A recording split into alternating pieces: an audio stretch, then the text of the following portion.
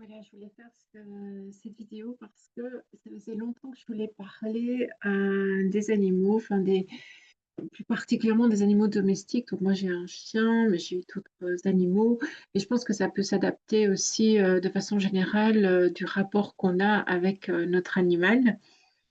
Et donc aussi des petites choses qu'on peut faire et auxquelles on ne pense pas toujours. Je pensais par exemple au massage. Je masse régulièrement mon chien et ça fait beaucoup de bien parce qu'on stimule déjà les points d'acupressure, on fait circuler le sang et donc au lieu de faire des caresses, on va dire un peu classiques, mais c'est vraiment commencer à laisser aller ses mains intuitivement et sentir les endroits qui lui fait du bien, masser au niveau de la colonne vertébrale, le long de la colonne vertébrale, parce qu'il y a des points notamment de la vessie. Euh, on peut masser près de ses reins.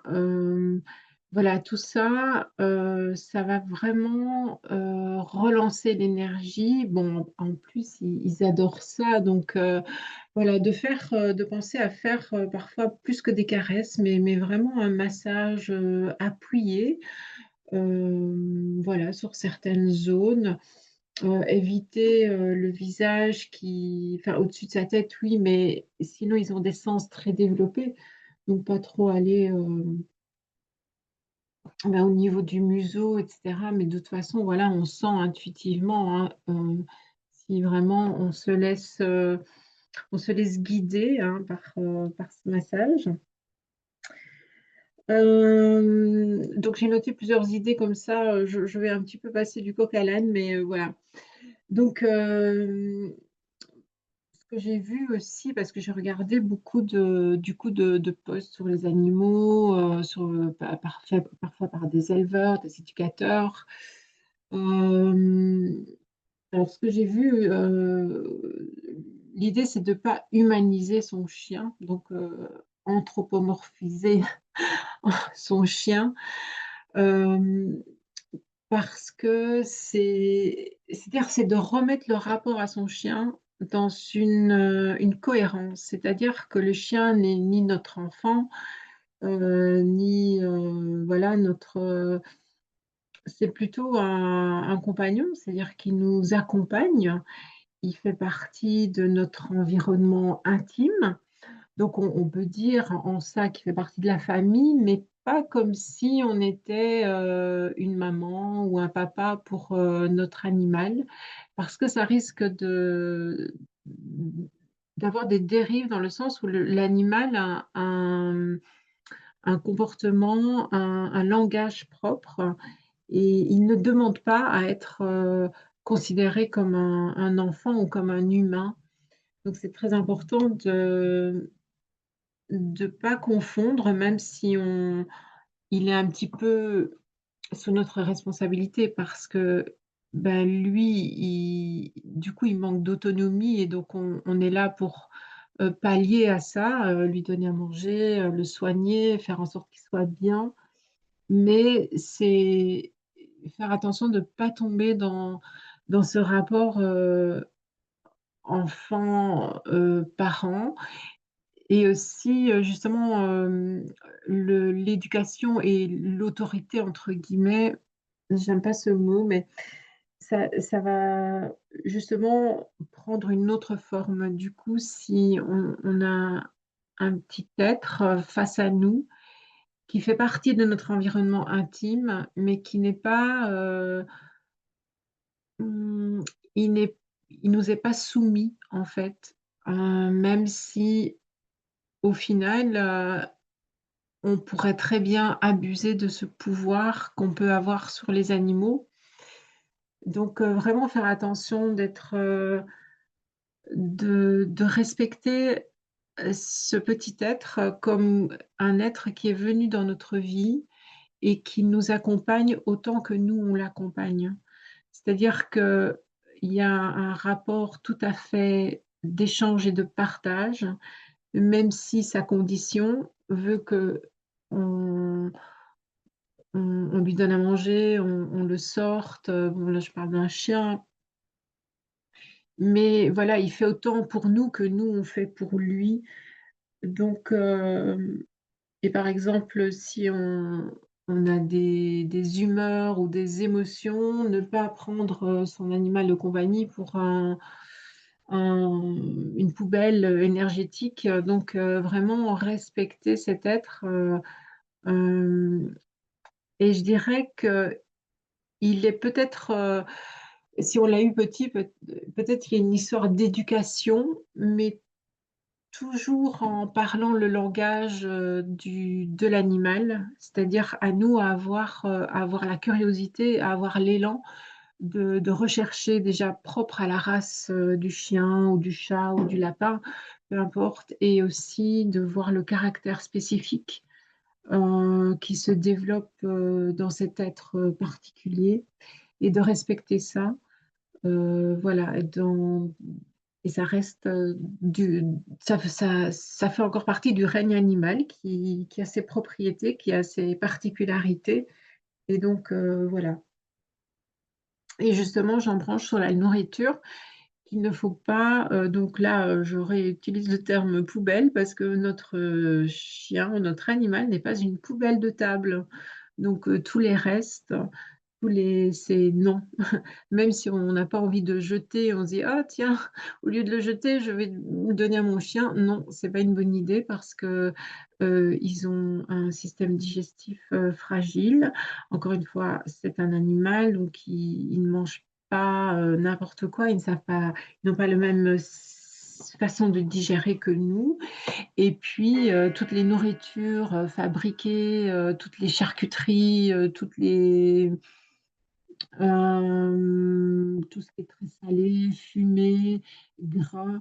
Il faut vraiment, par amour, prendre soin de sa nourriture. Et même si, oui, il mendie, même s'il a l'air d'aimer notre plat de pâtes, sauce tomate, ben non, c'est pas une bonne idée. C'est pas du tout des ingrédients qui lui font du bien parce qu'il va le payer après.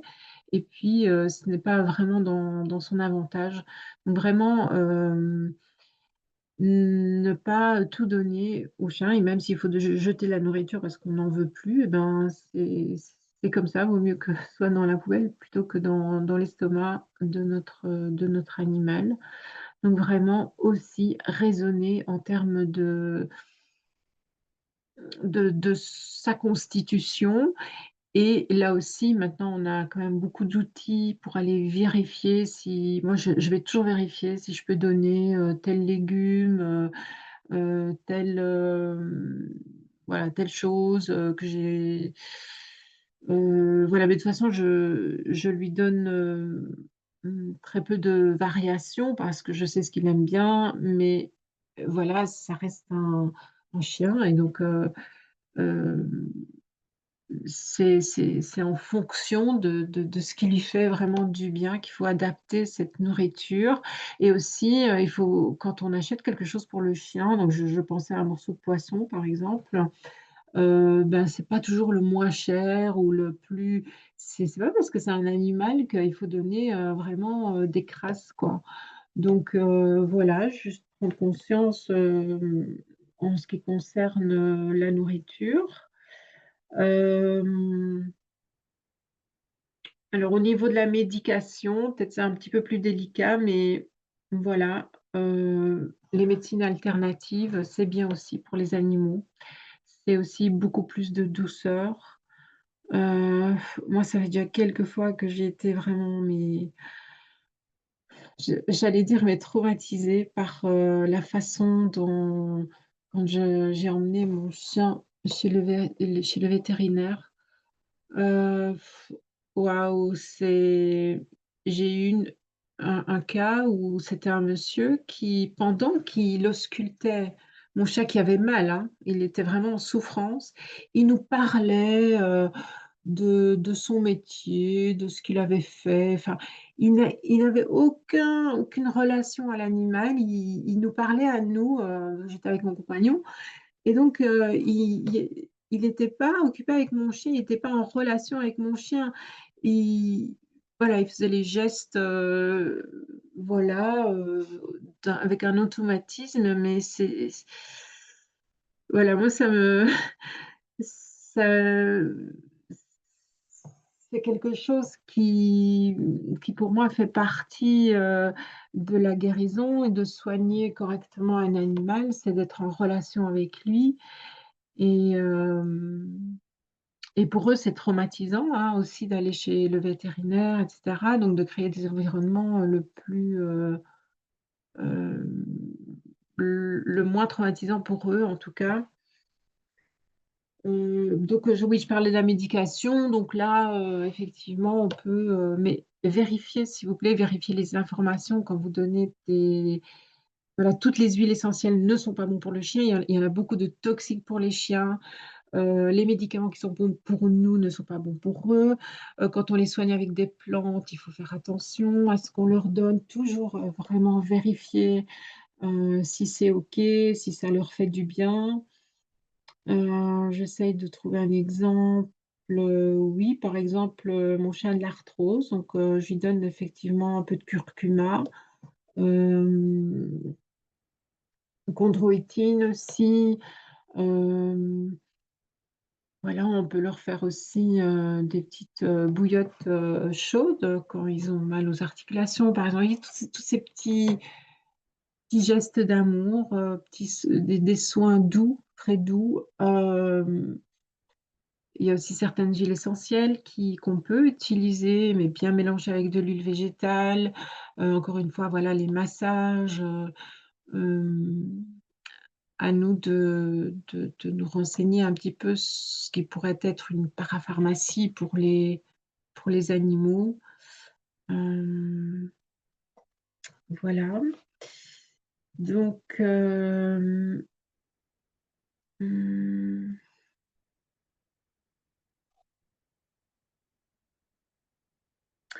oui, la communication avec eux, en fait, ils parfois, on trouve, ridicule de parler à son animal, or que pas du tout. Les mots sont vibrations et eux, ils comprennent la vibration. Ce qui fait que si vous leur dites, que vous les aimez bien, qu'il a vraiment toute sa place, que moi, je lui dis souvent à mon chien que je suis très contente qu'il soit avec moi parce qu'il m'apporte beaucoup. Voilà, je lui dis cette phrase et même s'il n'a pas le même langage que moi, cette vibration, elle va tout à fait, résonner, hein, venir rencontrer la sienne et justement, eux, ils sont très développés dans cette réceptivité, des émotions, donc quand on dit des mots, il y a une certaine, vibration. Moi aussi, je dis souvent à mon animal donc à mon chien qu'il est souverain, qu'il est peut-être, qu'il semble enfermé dans ce petit corps de chien, mais qu'il est libre et qu'il représente la vie et ça aussi, c'est important. Donc là, c'est un petit peu plus spirituel, mais il faut savoir que les on les fait évoluer autant qu'eux, ils nous font évoluer, ça va dans les 2 sens, mais c'est important de leur passer aussi des messages de liberté et non pas de soumission, domination. Qui sont libres et eux aussi portent des mémoires, et donc de leur dire que toutes ces mémoires, voilà, qu'ils ont le droit d'être heureux, parce que les animaux, il faut savoir qu'ils ont tendance à nous sauver, à vouloir sauver, ils prennent beaucoup de nous, en fait et ils portent beaucoup, nos fardeaux, ils nous voilà, ils prennent, nos maladies, notre négativité et donc c'est important de leur dire qu'ils sont libres, qu'ils peuvent eux aussi se libérer de toutes ces mémoires de souffrance parce que quand même les animaux, ils portent un sacré karma de «maltraitance» entre guillemets, justement parce qu'ils ont été beaucoup entre les mains des humains inconscients, n'ayant pas ce rapport au vivant. Donc à nous d'avoir à nouveau ce rapport de respect, voilà, envers notre animal. Ce n'est pas quelque chose un objet qu'on doit posséder ou qu'on doit dominer.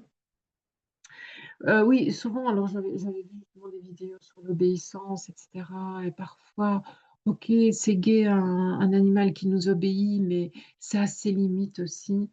Ça doit rester dans le jeu, ça doit rester dans la joie et encore une fois, à un certain moment, c'est nous qui devons obéir aux aux lois auxquelles eux, ils appartiennent, au au monde animal, oui, apprendre vraiment ce que c'est un animal. Donc voilà.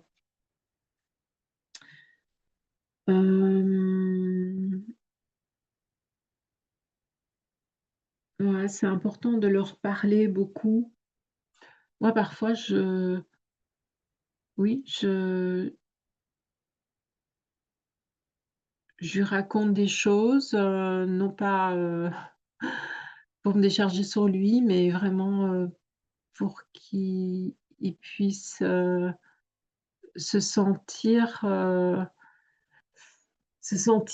concernés, en fait et eux aussi, ils ont besoin d'informations parce que tout d'un coup, ils se retrouvent dans une famille, d'humains. Ils sont souvent, séparés, de leur, de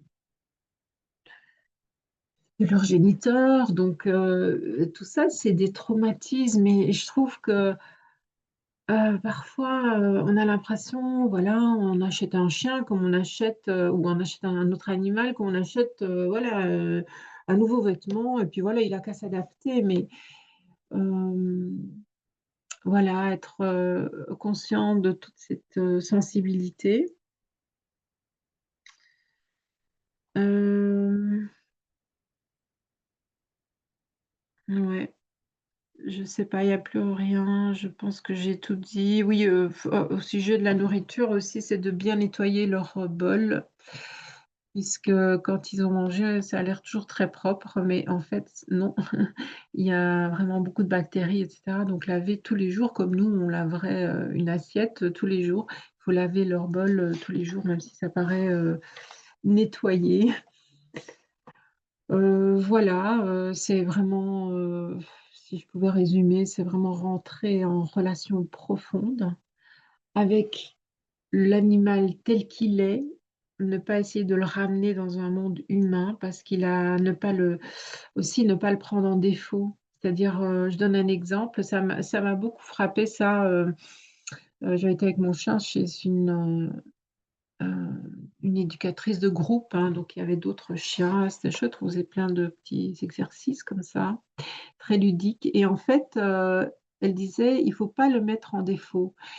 Et c'est par exemple, je sais pas moi, par exemple, j'ai un petit portail dans le jardin et bah, j'essaye j'ai mis ce portail parce que sinon il file et puis, déjà il fait pas attention aux voitures et puis bon donc mais admettons que j'oublie de fermer ce portail et lui évidemment il va filer et je vais pas l'engueuler puisque c'est moi qui ai pas fermé le portail donc il faut faire attention aussi quand on voilà, quand on les met dans la tentation, on va dire, encore une fois, eux, ils réagissent, avec leur monde, dans leur monde et avec leur façon d'interagir et donc voilà, c'est d'avoir toujours ce respect et ce recul pour, heu, pour rentrer en communication authentique avec eux. Voilà. Mais voilà, ça m'a fait plaisir de parler un peu de cette relation à l'animal. Je suis sûre qu'on pouvait encore dire plein de choses, mais voilà, c'est en tout cas les choses principales que je voulais, partager. Merci.